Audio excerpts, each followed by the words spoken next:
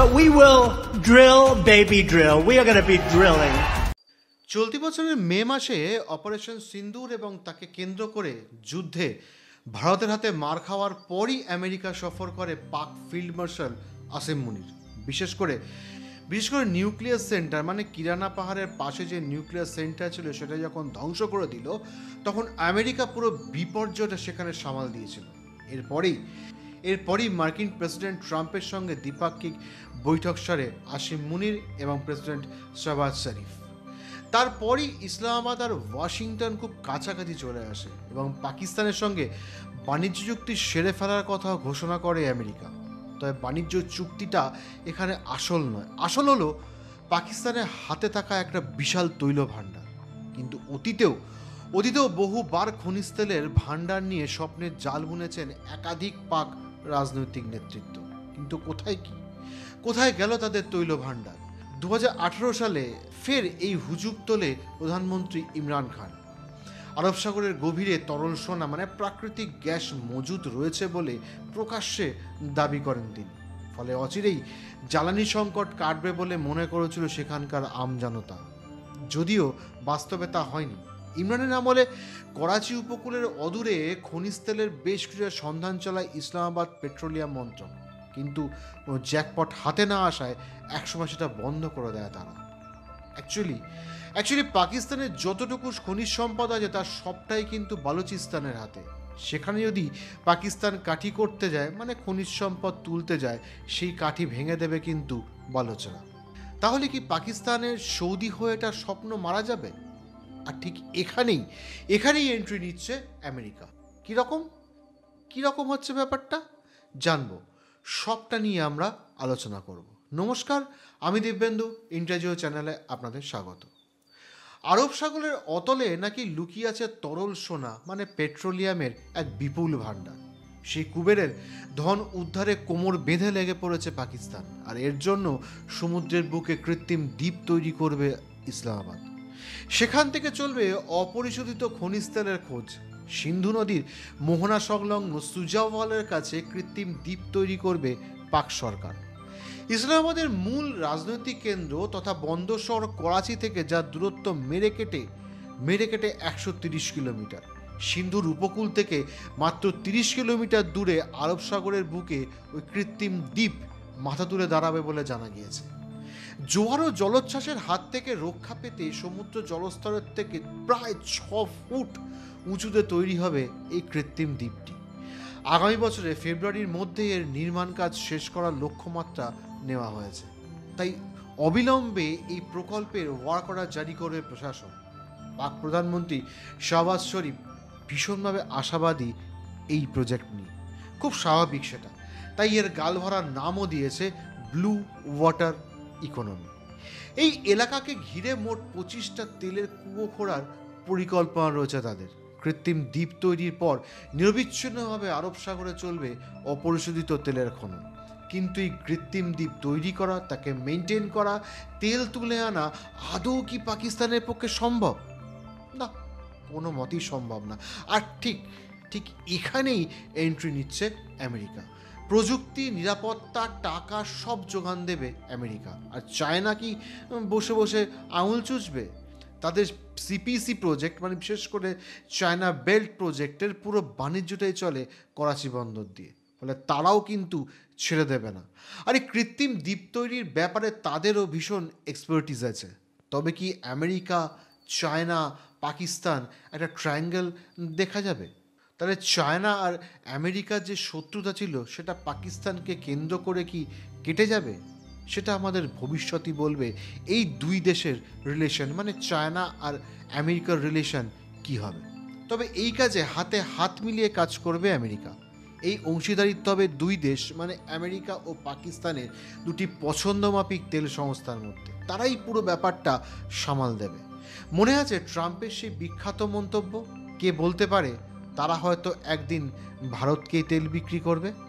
এরপরই ইসলামাবাদের তরল সোনার মজুদ নিয়ে তুঙ্গে ওঠে জল্পনা। আর এই ডিটেল খবর আসতেই ভারত উপমহাদেশ জুড়ে পড়ে গিয়েছে শোরগোল। সংশ্লিষ্ট প্রকল্পটি মার্কিন প্রেসিডেন্ট ডোনাল্ড ট্রাম্পের মস্তিষ্ক প্রসূত। অন্যদিকে এই ইস্যুতে নিরাপত্তা নিয়ে কিন্তু প্রচণ্ড উদ্বেগে রয়েছে ভারত। পাকিস্তান যে কৃত্রিম দ্বীপ বানাচ্ছে সেটা আপাতত তেল গ্যাস অনুসন্ধানের প্ল্যাটফর্ম হিসেবেই ঘোষণা করা হয়েছে, এবং আমেরিকা যে এই দ্বীপটি সামরিক কাজের জন্য বানাচ্ছে সেটাও কিন্তু আপনি বলতে পারবেন না। কিন্তু মার্কিন আগ্রহ ও ট্রাম্পের তেল রাজনীতি এই প্রজেক্টকে একটি কৌশলগত রং দিয়ে যাচ্ছে, যা ভারতকে অবশ্যই নজরে রাখতে হবে এবং বিশেষ চোখে এই প্রজেক্টকে দেখতে হবে। তবে ভারতের নৌশক্তির তুলনায় এটাকে এখনই সামরিক থ্রেট বলে না দেখে long term Jio strategic concern হিসেবে ট্রিট করাই ভারতের পক্ষে বেশি বাস্তবসম্মত হবে। এই প্রজেক্টের যে নকশা করা হয়েছে সেটা অনেকটা আবুধাবির বিখ্যাত অফশোর আর্টিফিশিয়াল আইল্যান্ড মডেল থেকে নেওয়া হয়েছে। এখানে মূল অপারেটর পাকিস্তান পেট্রোলিয়াম লিমিটেড বা পিপিএল, এবং এদের হাতেই পুরো আর্টিফিশিয়াল আইল্যান্ড প্রজেক্টের লিড। তার সাথে স্ট্র্যাটেজিক বিদেশি পার্টনার টার্কিজ পেট্রোলিয়াম ওভারসিজ কোম্পানি বা টিপিওসি, যা তুরস্কের রাষ্ট্রায়ত্ত টিপিএও এর সাবসিডিয়ারি। ছিল পাকিস্তান, এলো টার্কি, সঙ্গে আমেরিকা ও চায়না তো আছেই। ফলে ইন্ডিয়ার পক্ষে ব্যাপারটা কিন্তু মোটেই ততটা সহজ নয় যতটা তৈরি হওয়ার আগে দেখাচ্ছে। এছাড়াও Exxon Mobil, Kuwait petroleum, Shell, Total engineers এই কোম্পানিগুলো কিন্তু লাইনে দাঁড়িয়ে আছে। একবার যদি পেট্রোলিয়াম মেলে তারাও কিন্তু ফুল ফ্রেজে এখানে চলে আসবে। এই দ্বীপটি আসলে ইন্দাস বেসিনের কাছে, মানে যেখানে ভারতের বম্বে হাই অবস্থিত। ফলে দীর্ঘমেয়াদে এখানে যদি পাকিস্তান ও তার তৃতীয় পক্ষ মানে চীন, মার্কিনের সিভিল ইনফ্রা ছদ্মবেশী ইন্টেলিজেন্স নজরদারি সিস্টেম বসায়, তবে আরব সাগরের এক অংশে তাদের সিচুয়েশন অ্যাওয়ারনেসও কিন্তু বাড়তে পারে। যেহেতু প্ল্যাটফর্মটি স্থায়ী, মানে যে দ্বীপটা বানাবে সে প্ল্যাটফর্মটা কিন্তু স্থায়ী, ভবিষ্যতে এটিকে প্রয়োজন মতো সেটাকে নাভাল সাপোর্ট পয়েন্ট বা রাডার স্টেশন বা লজিস্টিক হাব হিসেবেও ব্যবহার করতে পারে পাকিস্তান। আর এটাই ভারতের কাছে সবথেকে দুশ্চিন্তা। সেক্ষেত্রে গুজরাটকে নিশানা করা পাক ফৌজের পক্ষে অনেক বেশি সহজ হবে। আর সেখানে গুজরাটে একাধিক সমুদ্র বন্দর, বিমানবন্দর ও তৈল শোধনাগার দেখা যায়। ফলে টার্গেট খুব সহজলভ্য হবে পাকিস্তানের কাছে। কৃত্রিম দ্বীপ নির্মাণ প্রকল্পের নামে যুক্তরাষ্ট্র থেকে থোকা ডলার এলে তার কিছু অংশ যে সন্ত্রাসবাদে ব্যবহার করা হবে না এই গ্যারান্টি কিন্তু কেউ দেবে না। অলরেডি আমরা IMF-এর টাকা পাকিস্তান কিন্তু সন্ত্রাসবাদে খরচা করেছে, তার প্রমাণ কিন্তু ভারত দিয়ে দিয়েছে। তা সত্ত্বেও আমেরিকা কিন্তু এই পাকিস্তানকে সাহায্য করে যাচ্ছে। বর্তমানে বকলমে পাকিস্তানের সরকার চালাচ্ছে ফিল্ড মার্শাল মুনির। অতীতে ইসলামাবাদের গুপ্তচর বাহিনী ISI এর ডিরেক্টর জেনারেল পদে ছিলেন তিনি। ফলে লস্করে তয়বা, জৈশে মোহাম্মদ বা হিজবুল মুজাহিদিনের মতো বিখ্যাত জঙ্গি গোষ্ঠীগুলির সঙ্গে ঘনিষ্ঠ যোগাযোগ রয়েছে তার। পাকিস্তান বিশেষজ্ঞদের কেউ কেউ আবার মনে করেন যে খনিজ তেলের ভাণ্ডারের মতোই কৃত্রিম দ্বীপ নির্মাণের প্রকল্পটিও নাকি পুরোপুরি ভাঁওতা। এই স্বপ্ন বিক্রি করে মোটা টাকা আত্মসাৎ করার ছক রয়েছে ফিল্ড মার্শাল মুনিরের মাথায়। সম্প্রতি সংবিধানের 27তম সংশোধনে তার ক্ষমতা বহুগুণ বৃদ্ধি করেছে শরীফ নেতৃত্বাধীন পুতুল সরকার। ফলে কোনো দুর্নীতির অভিযোগ এলেই তার বিরুদ্ধে কোনো ব্যবস্থা নিতে পারবে না কোনো প্রশাসন বা আদালত। তবে একটাই আশার কথা, ভারতের নৌবাহিনী বর্তমানে আরব সাগরে পাকিস্তানের তুলনায় অনেক বেশি শক্তিশালী। Submarine fleet, surface combatant, maritime patrol aircraft ও ডোমেইন অ্যাওয়ারনেস নেটওয়ার্কের দিক থেকে ভারত আগে থেকেই পাকিস্তান বন্দর ও অফশোর ইনফ্রাগুলিকে মনিটর করে এবং প্রয়োজনে যে কোনো সময় দ্রুত টার্গেট মিট করারও ক্ষমতা রাখে ভারত। তবে চীন, মার্কিন, পাকিস্তান তেল রাজনীতি একসঙ্গে এলে আরব সাগরে যে কূটনৈতিক ও গোয়েন্দা প্রতিযোগিতা শুরু হবে সেটা কিন্তু আরও দিনের দিন তীব্র হবে। তবে ভারতের দৃষ্টিতে এটি অবশ্যই একটি লং টার্ম সতর্কতার বিষয়, কিন্তু তাৎক্ষণিক আতঙ্কের এক্ষুনি দেখা যাচ্ছে না। বরং ভারতের জন্য সুযোগ আছে নিজেদের আরব সাগর নৌ ক্ষমতা, সাবমেরিন ওয়ারফেয়ার এবং কোস্টাল সিকিউরিটি আরও শক্ত করে এই ধরনের নতুন ইনফ্রাস্ট্রাকচারকে কৌশলগতভাবে ভালনারেবল অ্যাসেট বানিয়ে রাখা। সমুদ্রের জমি উদ্ধার করে কৃত্রিম দ্বীপ নির্মাণের পরিকল্পনা পাকিস্তানের জন্য প্রথম হলেও বিশ্বে কিন্তু কোনো মতেই নতুন নয়। অতীতে এই ব্যাপারে ব্যাপক সাফল্য পেয়েছে চীন, জাপান, সংযুক্ত আরব আমিরশাহী সহ একাধিক দেশ। তবে এই কাজে প্রচণ্ড ঝুঁকি রয়েছে। কৃত্রিম দ্বীপ বানানোর ব্যাপারে নেদারল্যান্ডসকে বলা হয় কৃত্রিম দ্বীপের জনক। 19 শতকের একেবারে প্রথম দিকে সমুদ্রের বুক থেকে বিশাল এলাকা উদ্ধার করে ডাচ ইঞ্জিনিয়াররা গড়ে তোলেন নাগরিক পরিকাঠামো। পরবর্তী সময় খনিজ তেল এবং প্রাকৃতিক গ্যাসের খোঁজ পেতে কৃত্রিম দ্বীপ তৈরির কাজে হাত লাগায় চীন। 1988 থেকে 1992 সালের মধ্যে প্রথম দ্বীপটির কাজ নির্মাণ কমপ্লিট করতে সক্ষম হয় চীন। 20 শতকের গোড়া থেকে শুরু করে এখনও পর্যন্ত 50টিরও বেশি কৃত্রিম দ্বীপ তৈরি করেছে চীন ও জাপান। 2001 থেকে 11 সালের মধ্যে 3টি কৃত্রিম দ্বীপের নির্মাণ কাজ শেষ করে সংযুক্ত আরব আমিরশাহী। এই এলাকাগুলি পশ্চিম এশিয়ার গুরুত্বপূর্ণ পর্যটন এবং বাণিজ্য কেন্দ্র হিসেবে আত্মপ্রকাশ করেছে। কৃত্রিম দ্বীপগুলিকে ভর করে তরল সোনা ও প্রাকৃতিক গ্যাস উত্তোলন করে থাকে আরব মুলুক। এছাড়া আমেরিকা ও ব্রিটেনেরও বেশ কিছু কৃত্রিম দ্বীপ রয়েছে। কৃত্রিম দ্বীপ নির্মাণকে অন্যতম সেরা ইঞ্জিনিয়ারিং বলে অত্যুক্তি হবে না। এটা বানাতে পাহাড় প্রমাণ বালি ও মাটির প্রয়োজন হয়। সমুদ্রের বুকে সেগুলিকে ফেলতে ব্যবহৃত হয় হোসপাইপযুক্ত বিশেষ পণ্যবাহী জাহাজ।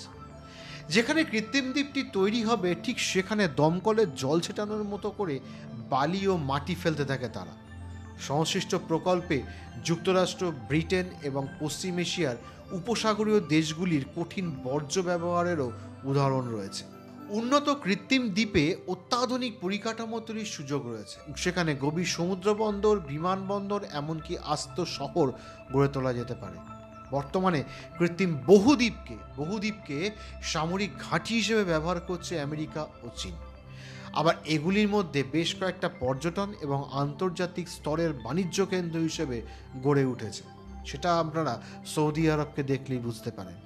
সেখানে স্থায়ীভাবে বসবাস করছেন বহু মানুষ। উদাহরণ হিসেবে বলতে পারি সংযুক্ত আরব আমিরশাহী এবং সিঙ্গাপুরের কৃত্রিম দ্বীপগুলির কথা। পাকিস্তান বলে বেড়াচ্ছে তাদের কাছে আছে বিশ্বের 4র্থ বৃহত্তম অপরিশোধিত তেলের মজুদ, যা দেশের সমুদ্র সীমা মানে তাদের এক্সক্লুসিভ ইকোনমিক জোনের মধ্যেই আছে এবং যার বাণিজ্যিক উত্তোলন শুরু হলে বিপুল উপার্জন করবে সরকার। তবে প্রশাসন আশাবাদী হলেও তরল সোনা যে মিলবেই তার 100% গ্যারান্টি কিন্তু পাকিস্তান দিতে পারছে না। এর আগেও কিন্তু এরকম পাকিস্তান গ্যারান্টি দিয়েছিল।